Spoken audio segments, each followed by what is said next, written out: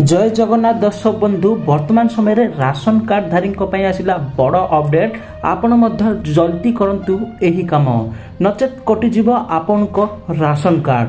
तेबे ration card धारक बड़ अपडेट रही जहाँकि बड़ घोषणा करचंती सरकार।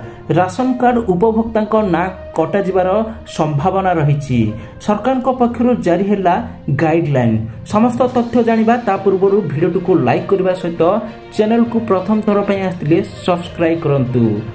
वर्तमान समय रे तुरंत करिनियंतु एही जरूरी काम नचेत आपण राशन कार्ड रु ना कटाई दिया जिवो। मागणारे चाउल एवं गहम पाई परिबे नहीं कारण सरकार पक्षर गुरुत्वपूर्ण कार्य करा जिबार नै परामर्श दिया जायछि।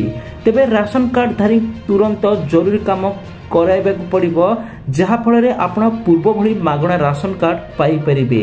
एहा सहित अन्यान्य सुविधा पाइबे। तेबे केउ काम करिवे चलंतु जानिबा। राशन कार्ड धारक तुरंत ई-केवाईसी करबाकू पड़िबो जहा कि जून 21 तारिख रु आरंभ होई सारिछि ई-केवाईसी। राशन कार्ड रे पंजीकृत समस्त सदस्यक पई ई-केवाईसी बाध्यतामूलक।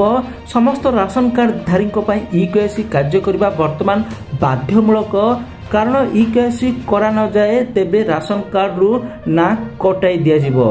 एहा सहित राशन कार्ड मध्य उपलब्ध हेबो नाही कारण वर्तमान समय रे राशन कार्ड रो ई-केवाईसी बाध्यतामूलक। राशन कार्ड ई-केवाईसी करिवार कारण होची जो माने राशन कार्ड सुविधा पाइबाकू योग्य नुहंती किंबा जो मानकर एक रु अधिक राशन कार्ड अछि किंबा जीवित नाहंती तथापि राशन कार्ड रे ना अछि सेमान को बाहर करिबा लागि राशन कार्ड वर्तमान समय रे ई-केवाईसी कर जाउची। सेति पय आपन को यथाशीघ्र ई-केवाईसी करिबाकू पड़िबो। यदि आपनकर मध्य ई-केवाईसी रो स्थिति जांच करिबाकू चाहंती तेबे एथि पय आपनको राशन कार्ड रे लिंक थिबा मोबाइल नंबर रे आपण निज पंजीकृत मोबाइल नंबर को ई-केवाईसी निज मोबाइल रे चेक करि परिबे।